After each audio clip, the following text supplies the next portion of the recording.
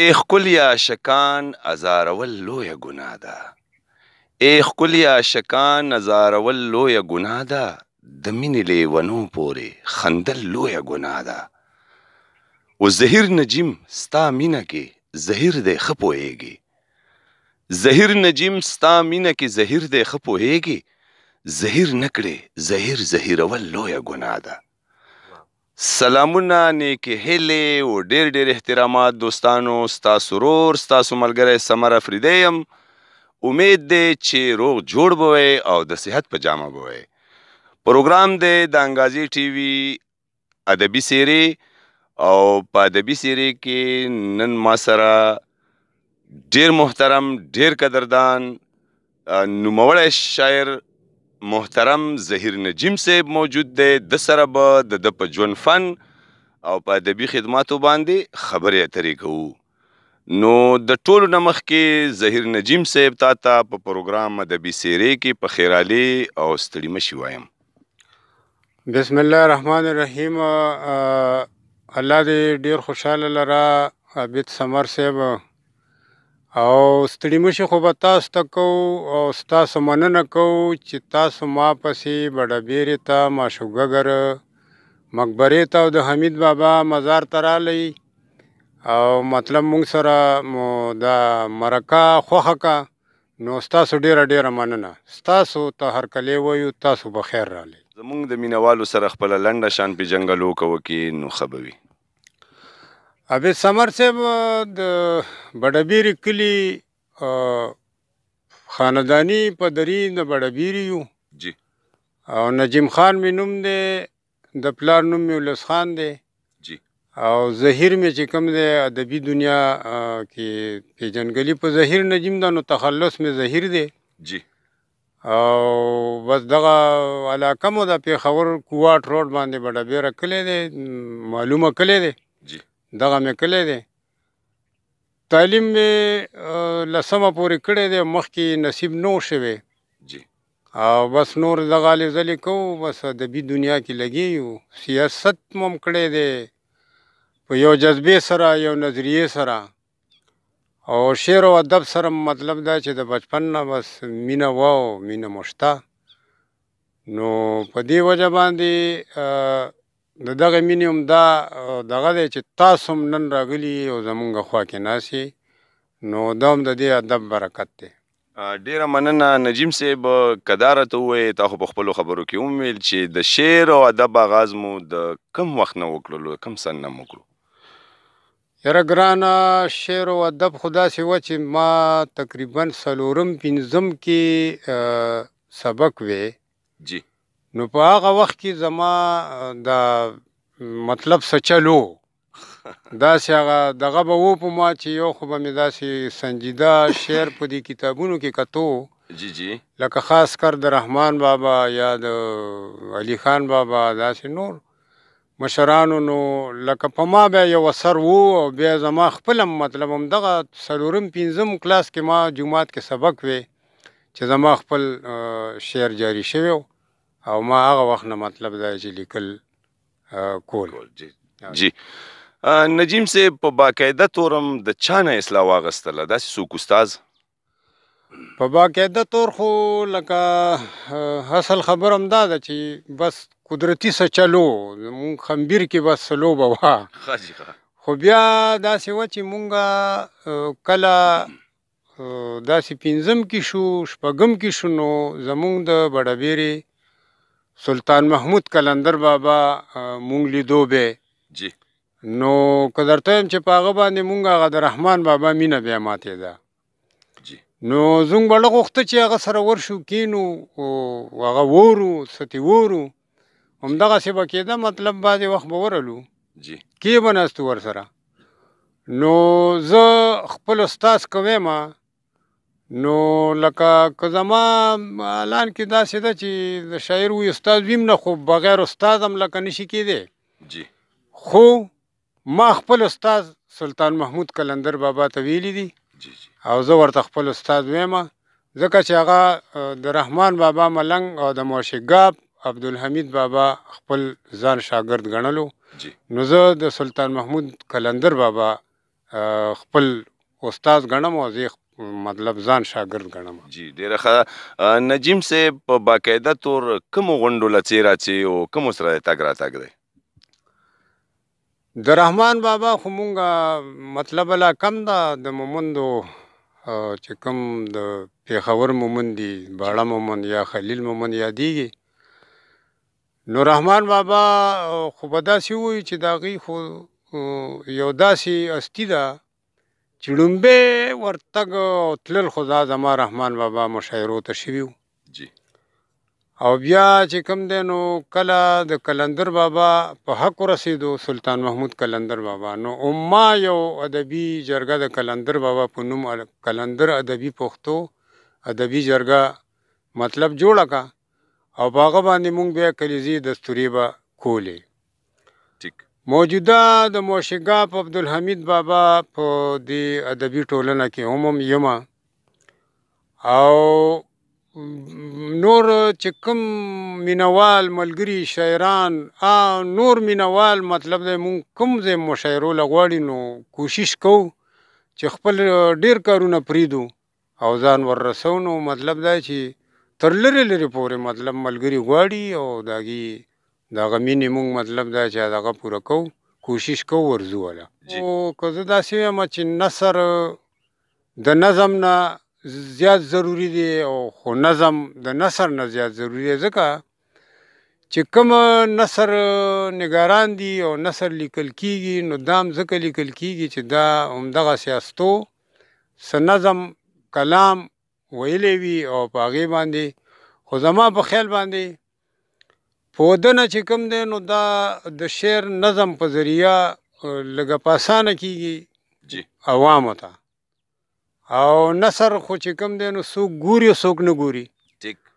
نو ضروري خو دواړه دي، خو نن سبا زه وایم چې نثر له هم اهمیت ورکول پکار دي، کوشش پکار دی چې د نظم شاعران ملګري خو ډېر دي او د شعر ملګري لیکونکي ډېر دي، خو پکار دا ده چې مونږه نثر له هم مطلب دا چې خاصیت ورکو او کوشش وکړو چې ملګري او مونږ خپل هم مطلب دا نثر هم لیکو.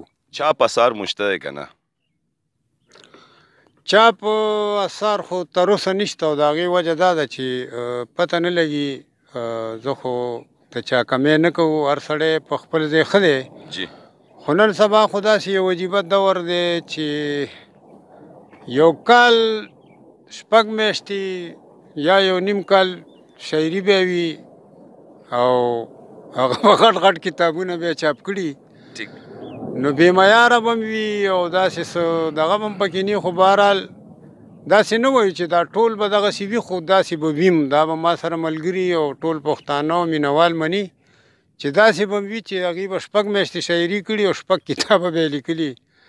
نو دغې ته خو خیر بس شکل خو د کتاب شي، خو زه خو ورته کتاب نشم ویلی، ځکه چې کتاب ډېر مقدس نوم دی او د کتاب ډېر یو مطلب دا چې اهمیت دی. نو کتاب هغه ته ویل پکاري چې کم از کم د کتاب خو څه پکې وي.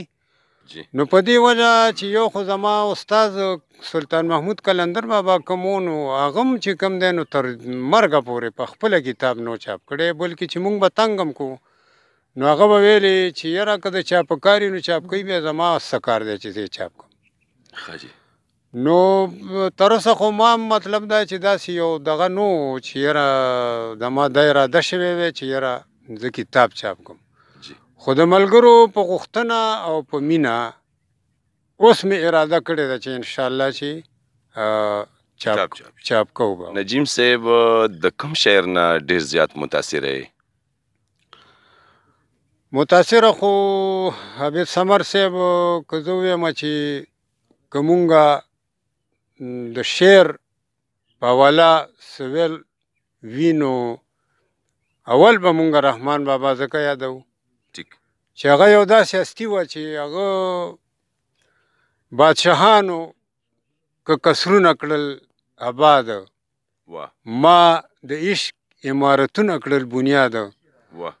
نو که د رحمان بابا یو شعر مونږه ګورو نو هغه یو شعر په سمندر کې کوزه را بندول د هغه نو لکه سیپریښې نه دي، خو بهرحال بیا نورم ستر ستر لیکوالان باباګان ډېر زیات د رحمان بابا نه علاوه هم شته دی. زمونږ ټول د سر تاجونه دي، زمونږ باباګان دي.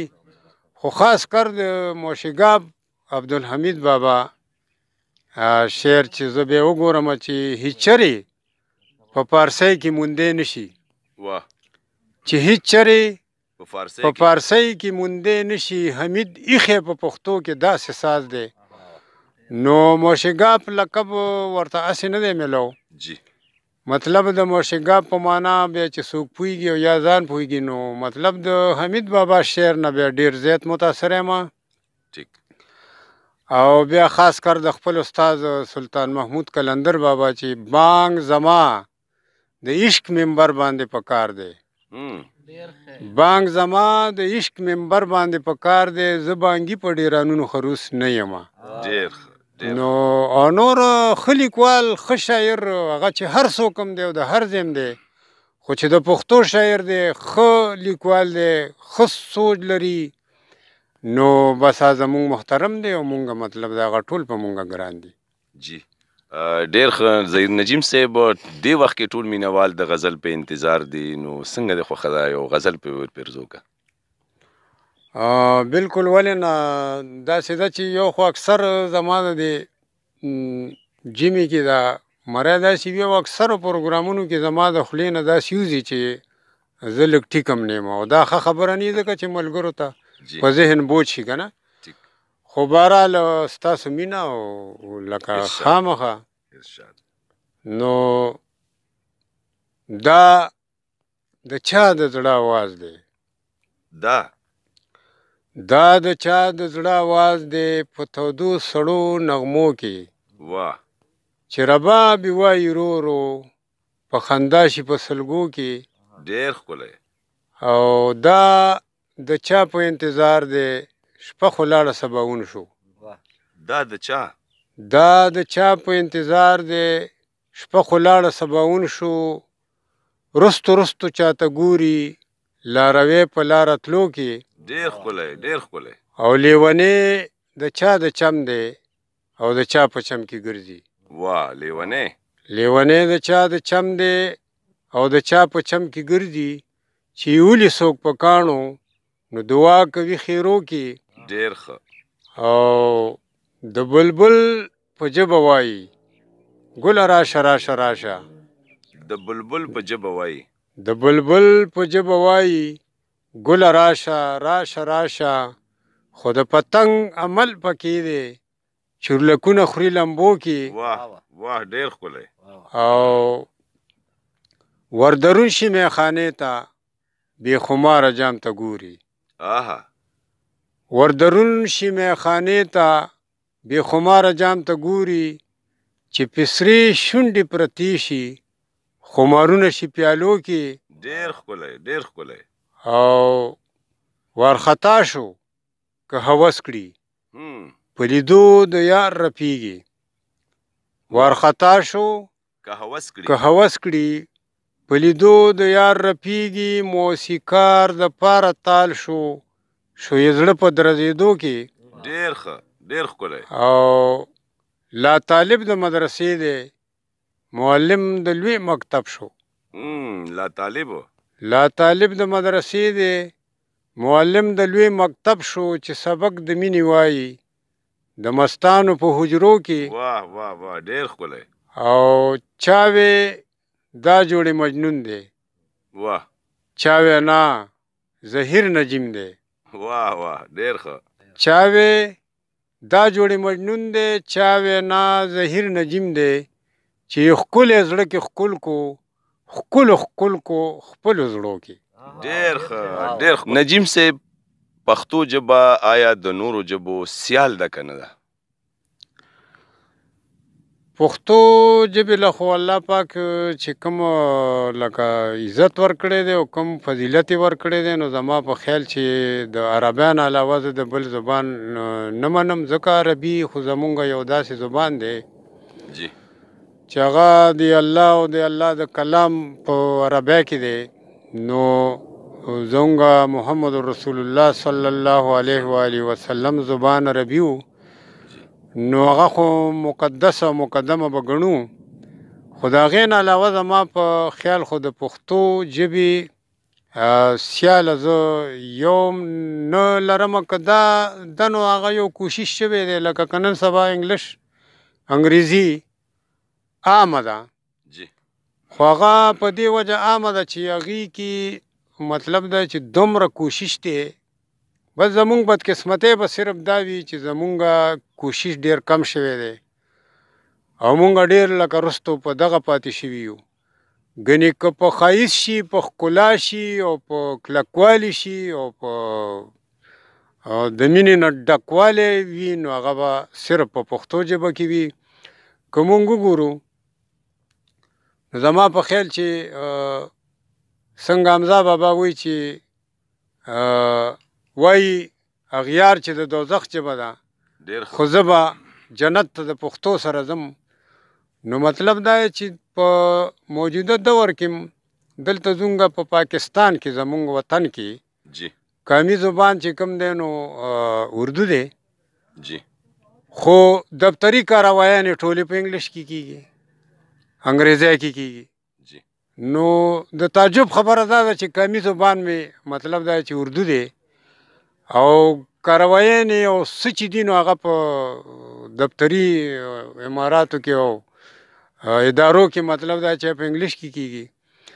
بیا دویمه یو هغه زما چې څنګه وویلې چې زموږ خواری نشته، ستړي مو نشته، نو دویم یو دا دغه دی چې زموږ د پښتو کوم دغه دی نو مقامي ژبې یا علاقایي یا مادري زبانونه چې کوم دی نو په هغې هم په پاکستان کې څه اهمیت یې نه دی ورکړی، ځکه لکه مطلب مونږ دا وایو چې تعلیم دې په هر ځای کې په خپله مورنۍ ژبه کې شي، نو مطلب دا چې طالب علم ډېر ښه مخکې تللی شي او ډېر ښه پوهېدی شي. نو زه دا وایم چې موجوده په بي بي سي نه زما په خیال چې یو پښتو ژبه ده، داسې ډېرې ژبې بیا شته چې پکې نشته، انګلیش به وي، داسې به دا کمې لویې لویې ژبې چې دي وي به، خو لکه بیا په دې نورو دغه کې مطلب دا چې زمونږ پښتو ژبه چې بي بي سي نه هم په هغې پروګرامونه کېږي، نو دا هم زمونږ مطلب د پښتو ژبې یو ښایست دی، ځکه چې نورې ډېرې ژبې داسې شته چې هغه پکې نشته دی، خو پښتو پکې شته دی. ما په خیال زه د عربیان علاوه ټیک ده چې په عام دغه کې به انګریزي او بله ژبه به ډېر دغه وي، خو زه د عربیان علاوه د خپلې پښتو یوه ژبه هم سیاله نه ګڼم. بیا داسې هنرمندان هم لکه چې زه به داسې یم چې هغوی د پښتو ثقافت سره، د پښتو ژبې سره، د پښتو شعر سره وفا کړي وي او مینه یې کړې وي. نه هغه هنرمندان او نه هغه لیکوالان شاعران ملګري چې د هغوی د شعر نه یا د هغوی د هنرمندۍ نه زما پښتو ژبې ته، زما پښتو ادب ته، زما پښتو ثقافت ته نقصان رسېدلی دی او رسي، نو د هغې بلکل زه غندنه کومه.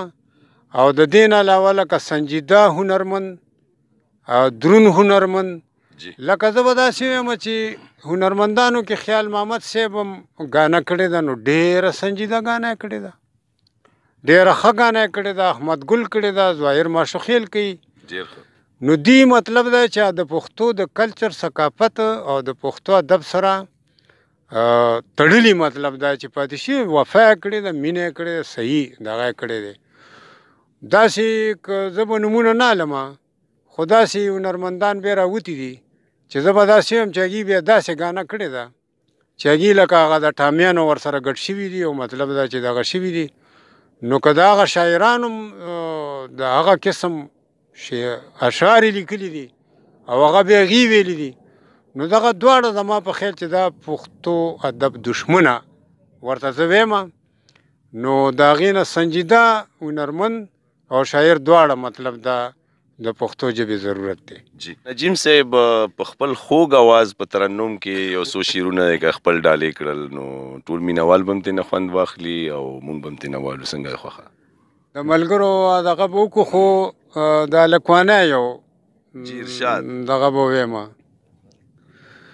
ما ته مې اشنا زه د اشنا د غاړې هار وې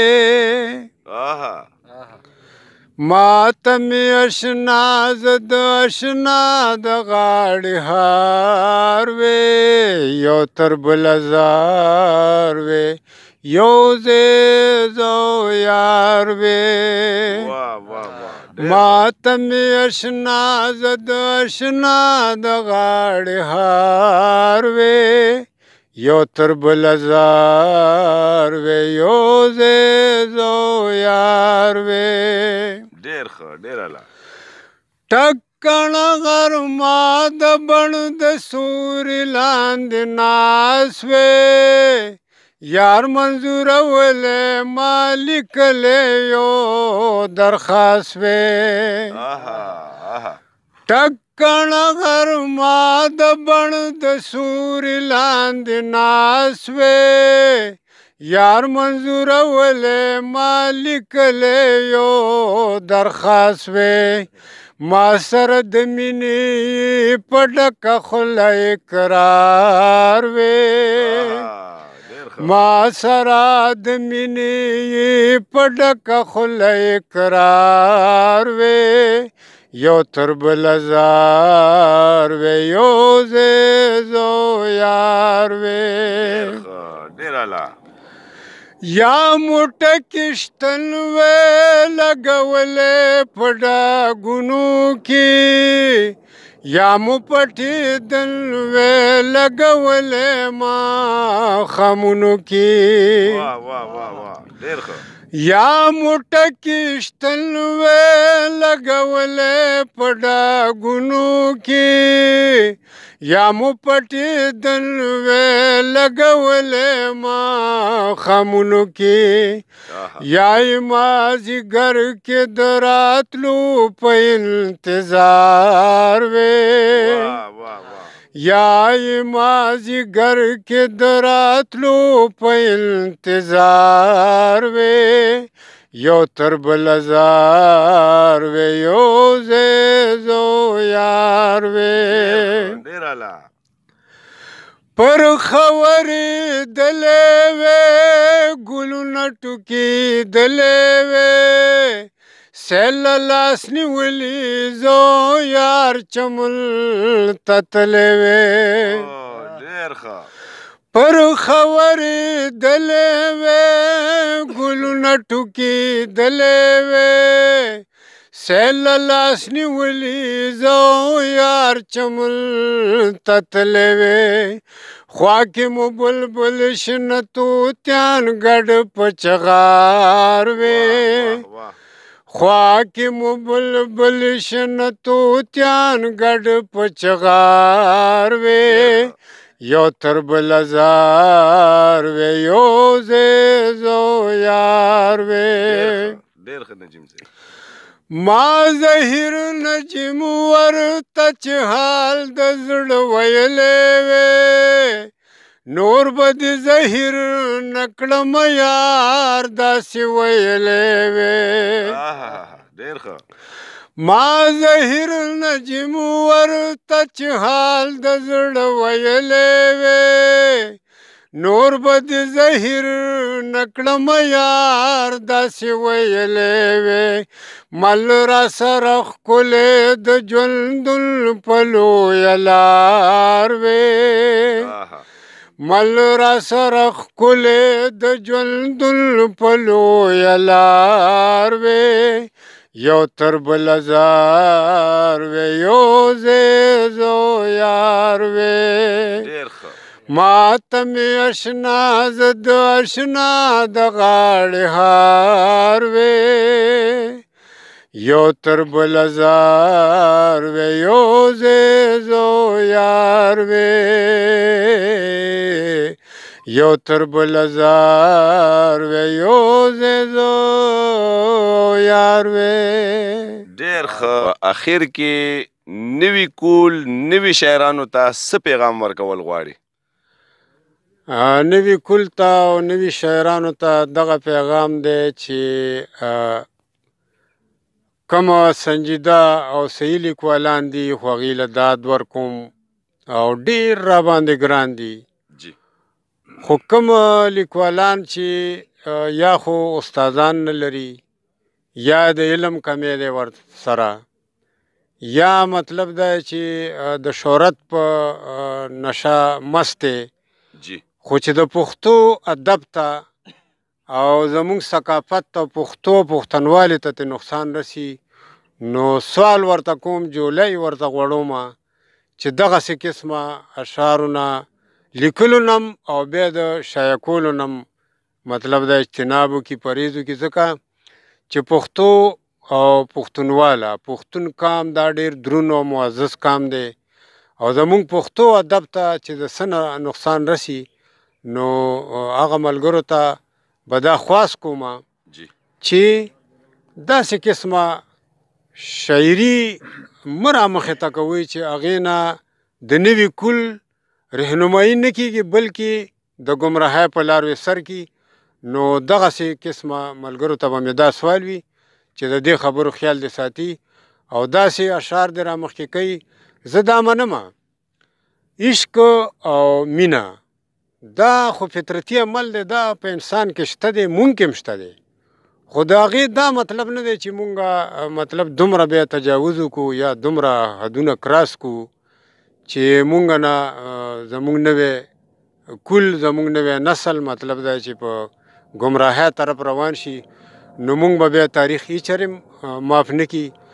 داسې ورسره یوازې د شاعرانو لیکوالانو دپاره نه بیا خاص کر د میډیا دور دی سوشل میډیا دور دی چې زه به د سوشل میډیا ملګرو ته به هم زما دا درخواست وي چې ګرانو څنګه په دې وجه نه چې عابد ثمر صاحب ما سره نن ناست دی نو په دې وجه به زه د صفت کوم خو نه حق حق وي رښتیا رښتیا وي څنګه چې دی معیاري خپل پیج چلی دا کوشش دی نه دی کړی چې یاره زه زما پیج او زما میډیا او زما چینل مشهور شي نو هغه دې په هر څه شي نو دې وجه باندې زه عابد جان ثمر صاحب دې ته مطلب داد ورکوم سلام ورته کوم او نور سوشل میډیا ملګرو ته هم دقسې زما به خواست وي زما به سوال وي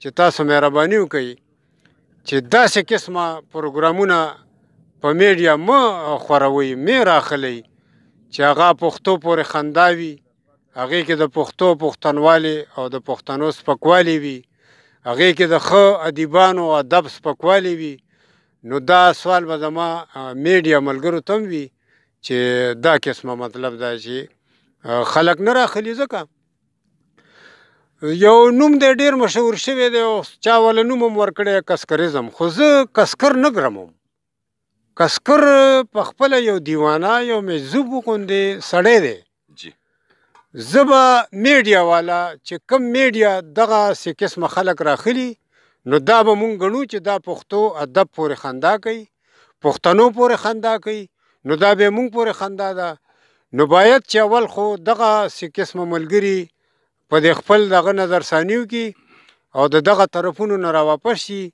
که نه واپس کیږي نه نو مونږ به د خپل پښتو ادب پښتونوالي پښتو ثقافت د دې پوره بیا دفاع کوو د دې به بیا مونږ تپوس کوو او بیا چې په کومو لارو مطلب دا چې مونږ ور روان شو نو بیا به هغه د هغې خپله ذمهواري وي ځکه زمونږ ټول پښتانه رونه دي که سوشل میډیا والا دي که شاعران دي که مینوال دي خو دا مو ورته اول سوال دی چې د دغه قسمه خبرو نه کولو نه هم منې شئ اشعارو لیکلو نه هم د دغسې قسمه منې شئ د کومو قسمونو نه د دې پښتنوالي ته پښتو ادب ته پې سپکوالی ورنږدې کېږي او سپکوالی پې کېږي د داسې نه منې شئ او بیا سوشل میډیا والو ته هم دغه سوال دی چې دا مه راخلئ او که نه بیا نه وړي نو بیا به مونږ هم څه لارې لټو چې مطلب د دې پوره مخنیوی به کوو.